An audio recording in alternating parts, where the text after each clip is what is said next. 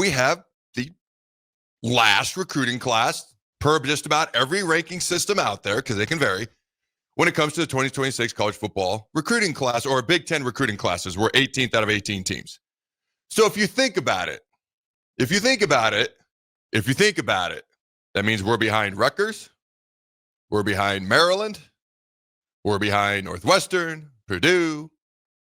So you have no idea what I'm going to... Well, we did briefly talk off air yesterday because we knew we were going to talk about this today. You didn't know I was going to come at it from this angle because I started thinking about it last night. I'm like, all these schools, we always have way more athletes than, we're always more talented than, we're ranked below them. Should this be... And I started thinking about the actual schools. Like, we're not talking just USC, Ohio State, Michigan, all this. Like, we're talking all the schools I just mentioned. Schools that sometimes we take for granted we're just going to be... I remember getting ready for Maryland. I dared to point out their pass rush, and some people are like, it's Maryland. We're going to always beat them. You know, it's last time we played them in Lincoln, we lost 13-10. But whatever. We won this year. That's all that matters. You know the last time we had a fourth quarter comeback to win a game, by the way? This year at Maryland. Just to point that out. Just because I randomly went over that stat, came over that stat this morning, so I thought I'd share it and sound smart. But is it concerning to you at all? Well, let's start with that. Is it concerning to you, Jake? Text line, let us know. Is it concerning to you? What's that number, Jake? 402-464-5685. All right. Are you concerned at all about this? I wouldn't say concerned. It's I think a lot of it is the expectation that you're going to get some help from the transfer portal. It's a young team altogether, so there might not be as many spots available. It is while not concerning, it's an adjustment right to the eyes to go through and look at these these rankings and it's like normally because when you see those rankings, normally it would be like, man, okay, something's gone wrong here. But I got to talk myself back from it and say, okay, here's the reasons maybe why that Nebraska's at the bottom of the ranking.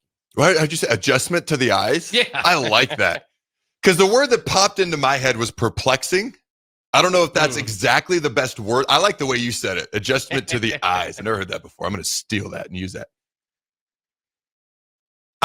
So what actually brought this to my attention again was, I think it was last week's, was it 8 days ago? 2 Mondays ago, Matt Rule's bi-week press conference. He said we're going to add maybe 1-2 more guys to the 2026 class. So what that tells me is they're good. Like, we got 1 or 2 more guys. We're good with the class. We're good with being 18th out of 18 teams in the Big Ten.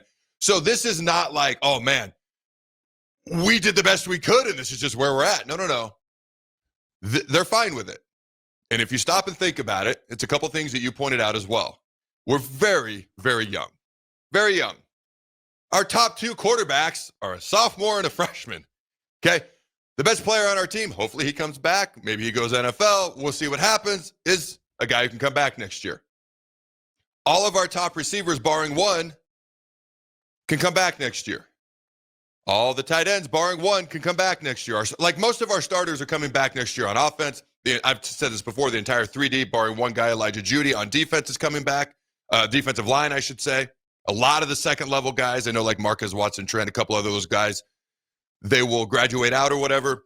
The secondary is really the place where because even our punter's coming back, the kicker is coming back. We need a new long snapper. Jake, you going to try for long snapper? I don't think I have any eligibility left. You have any left? No. When did you play? Well, I mean, I went through college, right? Is that how that works? I don't know, actually. I don't you never played. Don't you have 4? How does that work? Maybe I do. Yeah, maybe I do have all my eligibility left. That's interesting. I never thought about it that way. Is it based on academics, or I think it's years played? If I already graduated, well, yeah, I mean, the graduates play. I think it's years played. Yeah. So you got 4 years. Yeah, maybe I'll try out. Long snapper, dude. Let's do it. I mean, Mike Leach competed for a national title, found his kicker in a freaking, mid-game. What was that? That wasn't even a tryout. It was like a free rent for halftime. Yeah, man. And then he never missed a field goal or an extra point the rest of the year. So Kevin Gaelick, he's a senior, so we have to get a long snap. But for the most part, it's the secondary where we're going to have some new guys step up. But even there, it's not like, oh my gosh, we have nobody that could come back. It's just you actually have some seniors in that position group. It's like one of the few guards, obviously Henry Letowski, Rocco Spindler. Yeah, but you've got Grant Bricks, Preston Timo, all these young guys, not just them, but those are the guys you think of when you think of highly touted, highly recruited guys with high expectations. Like, by the time you're around a sophomore, it's like, all right, Where are you at, my man? Are you ready to compete for this starting job or not? So I think part of it is we're really, really, really young. Now Michigan's been arguing they're the youngest team in the Big Ten. Whatever. Tomato, tomato. Either we're the youngest or they're the youngest. I'm not going to sit down and argue every single teeny tiny little detail on this. What I know is several publications before the season said Nebraska's the youngest in the Big Ten. Now all of a sudden, mid-season or into season, Michigan wants to claim it. Whatever. Let's arm wrestle for it. So my point is, you have any idea how many people like, let's arm wrestle because they, they're joking, but like, let's arm wrestle over it, Adam. And someday I'm gonna take somebody as serious, and we're gonna do it. By the way, we're having a debate. We're gonna settle it by arm wrestling. I'll give your arm back to you later. But I think part of it's we're really young. I think there's going to be a little bit more action. I mean, we've done some things in the transfer portal, but the other thing I took, there are a lot of things that Matt Rule made a point to talk about. Emmett Johnson, I mean, that Heisman campaign, all that stuff. But the other thing I took away was I don't have a long list of demands. Like there may be some schools that have a little bit more, but not many. Like we can get the best players in the country. And my gut tells me we've got a lot of players coming back. So what you want to do at that point, all right, what do we need? We need this piece over here. Let's go to the transfer portal. Like we missed out on Isaiah World last year. Went to Oregon, okay? Left tackle from Nevada. All right, he was here. I mean, we chatted with him. And, you get a guy like, how much of a difference would that have made? Potentially with an improved, and I love all the guys who played for us this year, but let's be real, some spots have played better than others. What if you'd have gotten an elite left tackle or elite tackles or whatever the case may be? And Elijah Pritchett has come on as of late. Obviously, we're dealing with injuries. Again, that's a part of football. But I think they're going to be like, all right, maybe we need to address. And when he was asked specifically about the defensive line, in that press conference, he almost started to answer, and then he just said, well, we're going to continue to add everywhere. I'm paraphrasing. So I think they're going to say, where do we need immediate contributors now? Because, yeah, we might have money, but if you're going after the top guys, like you're gonna have to make a pretty good offer. So if you're like, hey, we're going to try to get the best high school class, it's also hard to get the best transfer portal class, because if you look at the teams with the best transfer portal class, they typically they don't have to be bad high school classes, but it's hard to do both. You can only do so much. So my feeling is we're trying to go after a really, really top-notch transfer portal class. And where do we need immediate contributors? Let's go after the top guys here. We need immediate contributors here. Let's go after the top guys there. That's my take. Because if that's not it, I'm completely and utterly perplexed, and we should be very, very concerned about the 2026 class. But I'm really not, because it's pretty clear that that's Matt Rule's plan. And so the rest of the plan must be, let's go attack the portal, because we've got our culture guys. We've got our guys that have been with us. We can go focus 2026, transfer portal heavy. 2027, clearly high school heavy at this point. We obviously haven't seen much in the transfer portal for 2027 for obvious reasons. A little bit ahead of its time. But you look at 2027, number 5 recruiting class in the country right now. And this is going to sound crazy. I think Trey Taylor is underrated. Like, he's the 93rd best player in the country, according to ESPN. I think he's underrated. 4th best quarter. I think he's underrated. You look at Pittman out of Omaha. This was pointed out to me, somebody. I almost feel like his rating has gone down since he committed to Nebraska. Like, you commit to an SEC school, ooh, you go up in the ratings. You commit to Nebraska, it's almost like, oh, might have to slide that kid a little bit. You think there's a little bit of subconscious or maybe very conscious bias when it comes to rating recruits at all, Jake? Because I do. I buy into the bias, at least to a degree. What about you? Well, I mean, I've seen it work over the years in Nebraska's favor, too, where, they find a 2-star kid, offer him, and then all of a sudden he's a 3-star, which makes sense. Like, as a recruiting service, you're like, I think this guy's a 2-star. Well, if Nebraska or, like Oklahoma or somebody offers him, you're just like, well, I could be wrong. Maybe he's a 3-star. So I can kind of get that. I think he struggled a little bit in certain games, too, that might have brought him down a little bit. The talent is there. That's for sure. Anything off the text line real quick? Let's see. No, there's nothing there, but I do think it's interesting because you could, I think we're both kind of not all as concerned, and that's kind of the point to put. But if you can argue devil's advocate here for a second, is that Penn State, of course, doesn't have a coach for next year. They've got 12 commits. It might not stand, but their 12 commits that they have, Nebraska has 10. They're 60th in the ranking. Nebraska's 90th. So maybe you could argue at least of the 10 that Nebraska got, they could have gotten better athletes. And then just the overall, like, it's a completely different conversations, but USC's got 35 guys, right? Nebraska's got 10. USC is one of the top ranked teams in the country, but they have 24 stars and a 5-star coming out. You don't think 4 years from now, this class for them is going to pay more dividends than Nebraska's? And again, I know it's not apples to apples, but I mean, that's a big difference. It's a fair point, because when you say 18th out of 18 Big Ten teams, let's be real, you could still be a top 40 class. And no, you said 90th? Is that the most recent? 90th, yeah, for 24/7. That's probably the lowest. Is that the lowest ranked recruiting class we've ever had since they started ranking classes? Oh yeah. I mean, I didn't think it's particularly close. So I'm really hoping, like, we are ratcheting up the transfer portals class, and that's really the emphasis. I mean, we had a top 5 one last year. I think we were 5th, as a matter of fact. So we got to be talking top 5 or better. We got to have a high batting average on the guys we bring in, and success rate to them contributing on the field. And yeah, landing. Like, I remember them, they brought in offensive tackle after offensive tackle, and they just had a hard time landing them. And I can't help but wonder if that kind of led to their decision this year. And I keep going back to tackle, because that was the one position you and I talked about all offseason. You know, they seem to have a hard time landing guys at this spot for whatever reason. And it could be any position. Like, you could point to whatever position you want to where you think they need some help next year. I'm going to offensive tackle because Jake and I talked about it a ton last year. If you want to go to whatever. Running back, depending on what Emmett does, do you need another guy in there? Do you need defensive line, depending on who stays, who goes, whatever the case may be, although you've got a bunch of guys coming back. You know, you maybe looked at some of the guys they added a year ago, and you're like, you know, up front on the defensive line, like, those guys are young, talented guys. Are they immediate contributors? They haven't been. Now, they played at times, but they haven't been. They've been more long-term developmental guys, or at the moment, depth pieces. Like, I think they're looking like, we got to get immediate impact players, because we brought in depth pieces. We brought in longer-term development guys in the portal, also in the high school ranks. Now we got to go get more of those. We got to be able to get an Isaiah World. We got to, like, Oregon's entire offensive line is pretty much from the transfer portal this year. Like, it's pretty much from the transfer portal, which is crazy, the amount of success they've still had. By the way, they're out Big Ten-ing Big Ten teams. They out Big Ten Iowa in Iowa City in Big Ten Iowa tsunami football weather, borderline tsunami.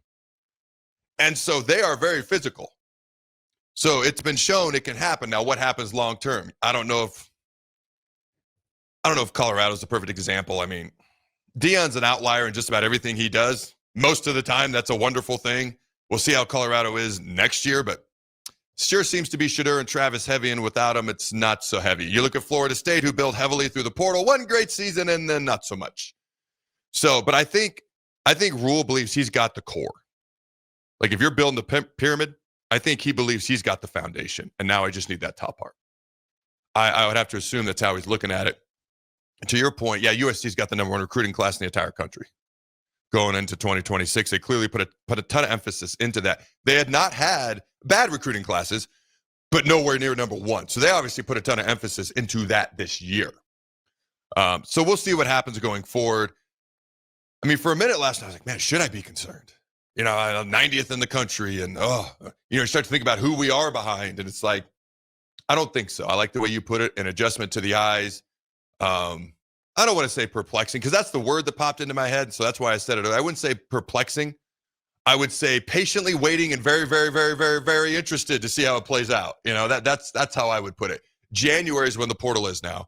January is going to be not very boring month. Let's just put it that way. It's going to be a very, very interesting month. All right. You got anything else? Text line got anything else along those lines real quick? Steven does say off the text line, unless you're developing 3rd and 4th year guys from the high school ranks, you need to have men in the portal for the line of scrimmage. So again, I think everybody expects it to be pretty portal heavy. And again, I don't want to bring the conversation down or cause any alarm, but hold on. I want the bad news. Oh yeah. I don't know what you're going to say, but I want the bad news. Where's it at? That's right. I should know what I'm going to say. I'm afraid I've got some bad news. Oh boy. Bad news. So I think just typically when you have a 25-man recruiting class or something like that, you understand you're probably going to have a 50-60% hit rate as far as guys that play, contribute, help out the football program. When you have 10, you better make sure that's a pretty high hit rate, right? And I guess in going into that, as I look through it again, this is just 24/7's rankings, but kind of similar ratings probably across the board, is that they only have 2 guys that are top 10 in their own state, which can be understandable. You got some California, Georgia guys, Florida, that sort of thing. But even Nebraska, you go back to that because there was a long time there was a talk about what are they doing in the state of Nebraska? They got Jason Reynolds, who's ranked 12th in the state, but that's it for the state of Nebraska. So in-state recruiting, you go to that page, Jet Tamal is at the top at Alabama. Darian Jones going to Iowa. You got Iowa State left and right. You got Northwestern, Missouri, all these different kids that are leaving the state. And again, maybe Jace Reynolds is the best of them. Their job is to figure out who that would be. But the other thing is you go to kind of the lowest ranked guys, and maybe it's, again, diamonds in the roughs that they found or they like. Jamal Rule, I know, has been putting on some pretty good numbers, but he's among the lowest rated in the class. Dayton Raiola, the quarterback position, right, is the lowest even of your 10-man class in the ratings here. So again, I think that the kind of the answer that we're bringing, don't be worried about it. But, I think that there's a lot of truth to that. And ultimately, again, it doesn't matter what 24/7 Arrival says. It matters how much these guys help throughout the program. I just say there appears to me at least to be room to have done better with a 10-man class than they maybe have done. But again, who am I to say? I'm sitting here on a board on a mic, but just numbers wise, looking at it from the recruiting rankings, which isn't an exact science, but it usually tells you something. You have a great bad news intro. That's all you need to have. So you do make an interesting point. Like, okay, with the 10 guys you're going to bring in, you should be swinging for the fences. If you're not going for as many, swing for the fences. The other argument that could be made, if you want to, is at least just bring in the best guys from Nebraska.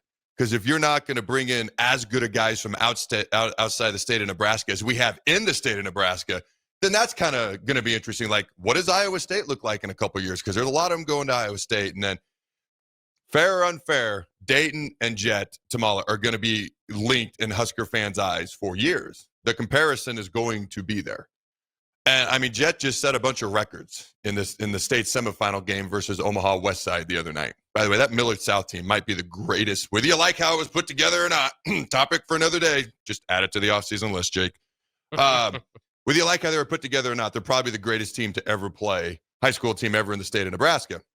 They're going to play for a state championship upcoming. But Jet set a bunch of records, like multiple records against West Side, who's a pretty darn good high school program. Won state titles, played for state titles here in the state of Nebraska. So there was 28 guys who played in that game, Omaha West Side, Millard South, who had D2 offers or better. 28. That means there's backups getting D2 or better offers. Think about that. So it's going to be interesting to see, because when Rule's first 2 recruiting classes here, he had 8 guys from Nebraska who committed. Then the next year, 8 guys from Nebraska. That was the most amount any Nebraska football class had since 1998. And then he did it not once, but twice, his first 2 years here. He's clearly drastically shifted how he looks at things. I just can't help but wonder, to your point, all right, you're not going to bring in many.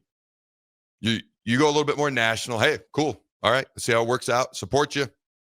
But according to the ratings and rankings, maybe there was better players already in the state. Now, maybe there was more money that was going to be talked about that needed to happen to bring those guys in. And again, I have a feeling they're trying to set that aside for the transfer portal. That's what my gut tells me. But it's all going to be interesting to see how it plays out. And the Jet Dayton thing, they're always going to be linked no matter what. It just is what it is, fair or unfair, whether you like it or not.